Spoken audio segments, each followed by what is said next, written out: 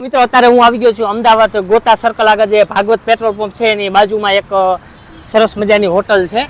તો આજે આપણે અહીંની વિઝિટ કરશું અને અહીંયા કેક આઈટમ મળે છે બધી ઇન્ફોર્મેશન આ વિડીયોમાં હું આપણો અહીંયા છે. લાઈવ રોટી બને છે દેશી ચૂલા ઉપર અને અહીંનું ઓપન સિટિંગ એરિયા છે. અહીંયા અત્યારે ભરેલા કારેલાનું છે શાક બની રહ્યું છે. અહીંનું સ્પેશિયલ છે ભરેલા કારેલા. આ દાલ બાટીનું છે અત્યારે અહીંયા છે દાલ તડકા બની રહી છે.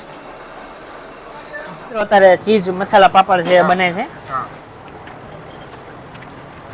ચીઝ લીલી ડુંગળી છે બને છે. કાજુ પનીર છે બને છે અત્યારે.